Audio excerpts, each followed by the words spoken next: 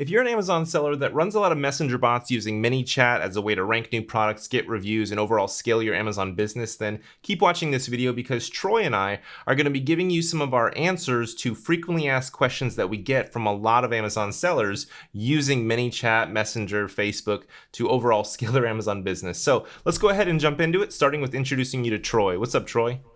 Hey, Ian. Glad to be here. Excited to talk about common questions that I know both you and I get when it comes to leveraging chat marketing, ManyChat, some of the changes we're seeing, but then also how to best utilize these types of strategies and tools.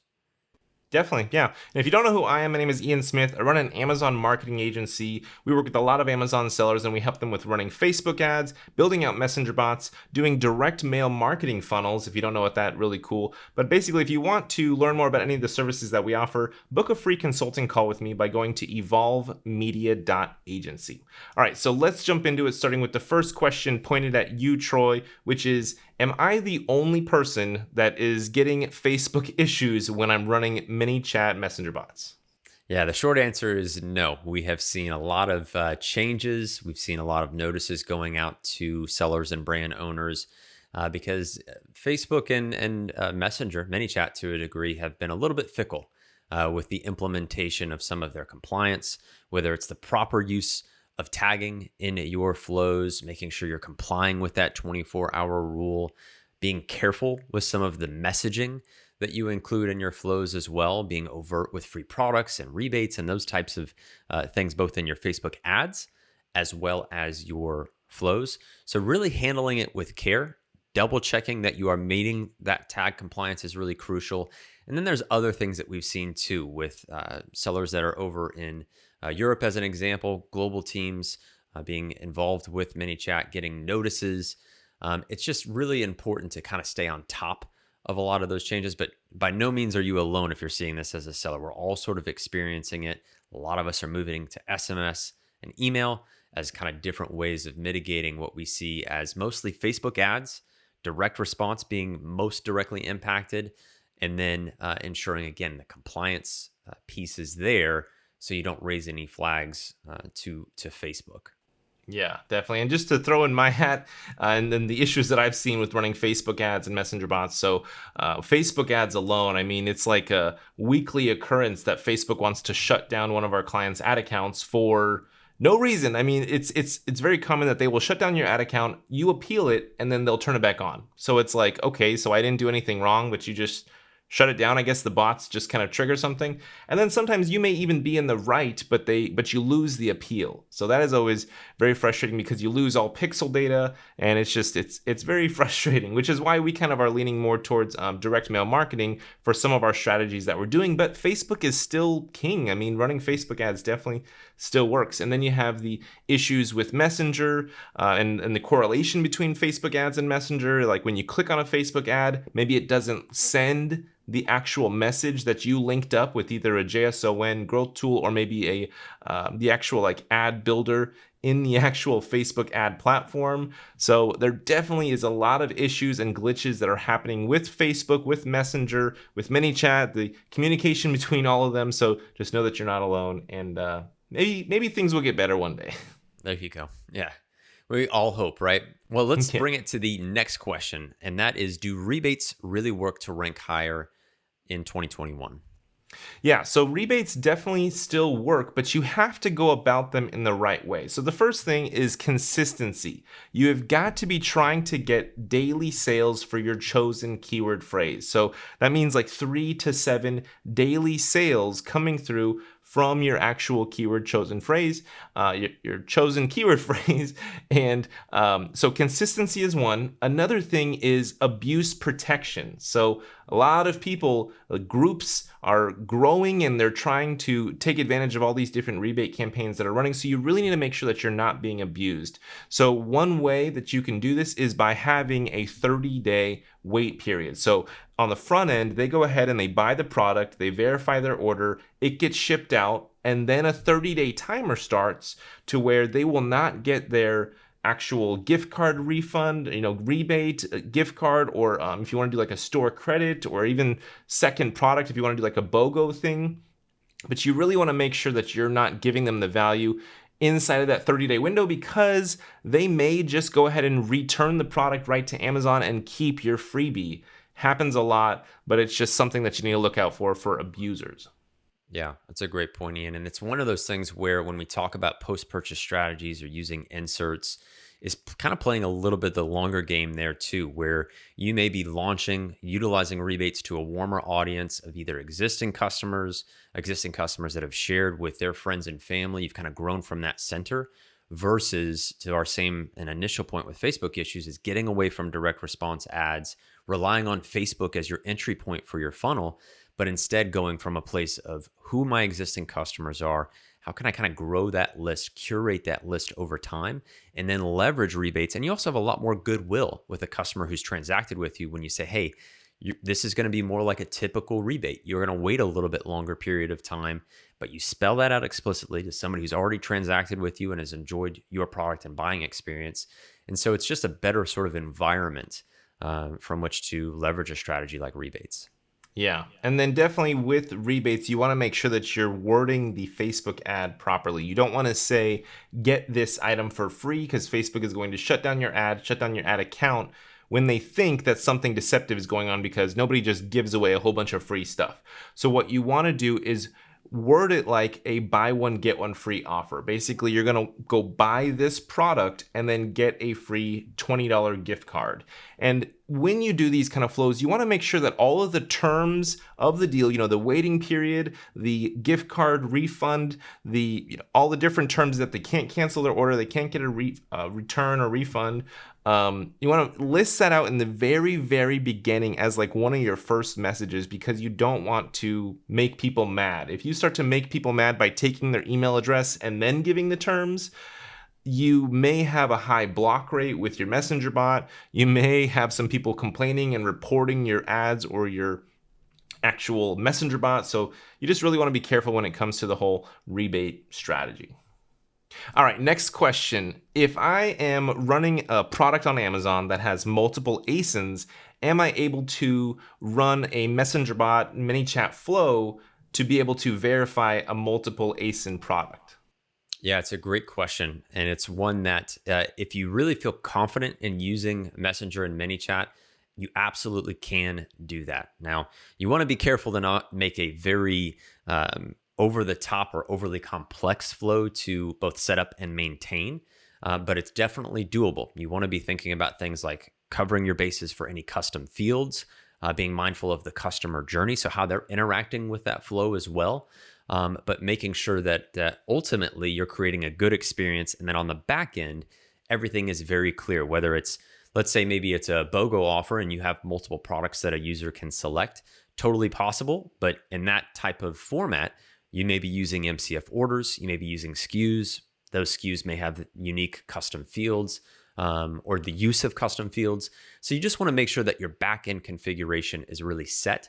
And also consider possibly modularizing your flow. And what that means is just breaking down elements and having distinct flows for each part of the sequence, whether it's maybe the offer, then it's maybe the core of the customer journey, maybe it's the follow-up where you have your review request or request for feedback or any final support pieces. But consider that. That way you don't have this massive, Ian, we've seen these huge flows, or when you zoom out, it just looks overly complex. There's a lot of things that can break there that creates a crummy customer experience and then doesn't deliver on what you aim to do, whether you have variations, you have multiple products, you're using ASINs and SKUs, so you have different data types to factor in for your custom fields. But just make it easy to organize for you if you go that route. So when you say modularize, you basically are meaning like create different flows as separate flows, and then from your one flow, you're going to then link them off to start other flows. Instead of just putting multiple flows and everything in one flow, you want to kind of link them to the whole like start other flow or start flow action step, right?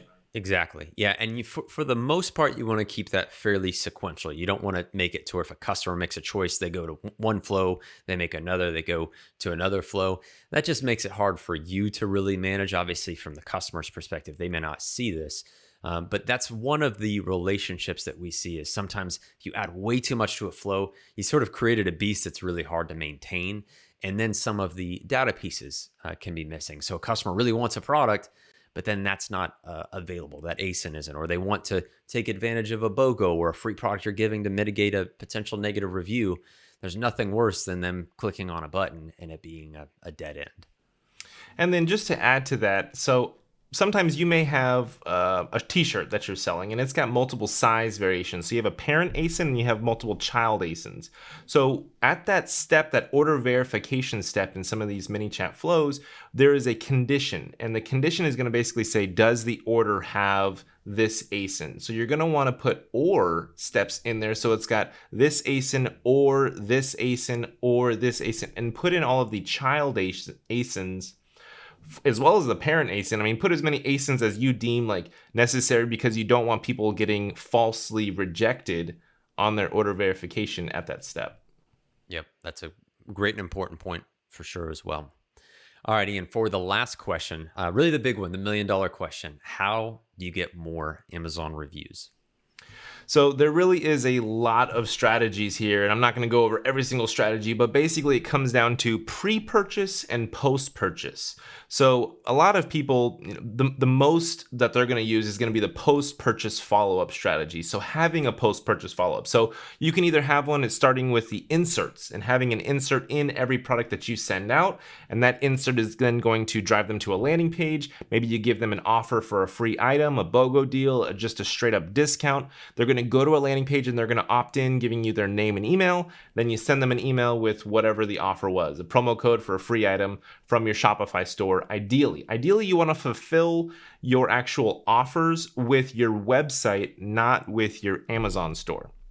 So from an insert, link them over into that flow. You can also do a direct mailer piece where you're basically exporting out your Amazon fulfillment reports, and then you're sending them a postcard. So this is a pretty helpful strategy to be able to reach and send a message to your past customers. Gotta be careful with it. It's a little bit of a gray area, but when you do this, you definitely want to hit them with a very strong offer, a free item, a high value thing, because it's going to take some incentive for them to go from that mailer to the landing page to opting in, going through the effort to actually get this offer.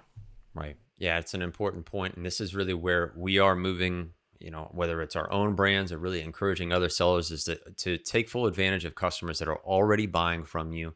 They are far more receptive than just throwing up an ad, or even through your organic reach of getting a customer into your flows, is kind of going back, supporting them, building loyalty, building a relationship.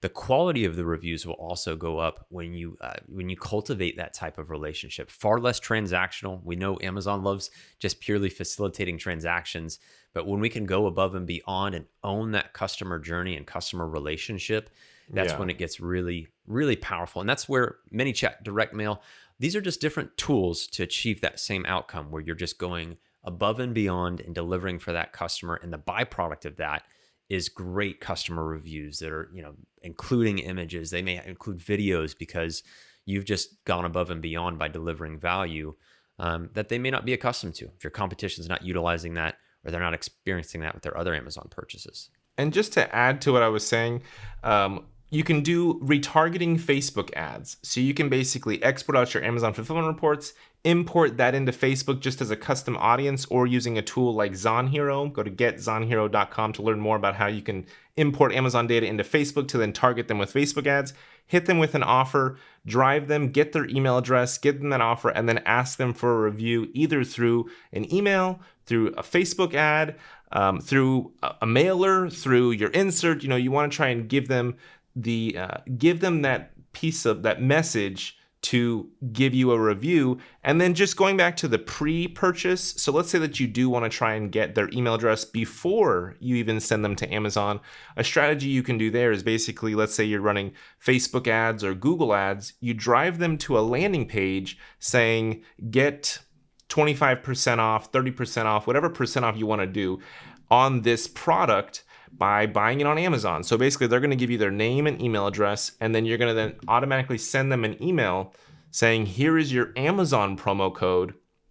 Then they're going to go to your Amazon store, use that promo code, and then you can have an automated email hit them 10 days, 20 days down the road saying, hey, if you are able to use that promo code, could you please leave us a review? I'd also recommend putting in another email maybe a day or two after that very first email, the delivery email, saying, hey, just wanted to remind you to use that promo code. It's going to expire soon. It expires in the next day or two. So use that promo code and use it quick. And then, 10, 20, 30 days later, depending on your product, hit them and say, hey, if you use that promo code, please leave us a review. So there's just a couple ideas on how you can get reviews, but it all really comes down to being able to communicate with your customer via email, Facebook ads, any kind of retargeting, insert strategy. You definitely want to have that communication so that you can not only ask them for a review, but then maybe get them to buy again from you, whether it's from Amazon or from your Shopify store. Yeah. Great points, Ian. And we've touched a lot of ground in terms of different ways of capturing reviews. I've got to finish with the one takeaway I would definitely share too is turn on review requests in Seller.Tools. Getting those Amazon TOS compliant branded emails sent out to customers. You can configure it if you'd like, or if you want to take the 5-10 seconds of just flipping the switch and having it sent for every product and every order. Don't miss out on that opportunity. It's sort of like the good old days where we're able to send emails that customers can receive. They haven't opted out of them, and it's Amazon branded. So it's just a really great way of being in your customer's inbox and not missing the opportunity of automating TOS compliant review requests. Definitely. Well, hopefully you got value from this video. If you did, give us that thumbs up button. Thank you for watching, and we'll catch you in the next one.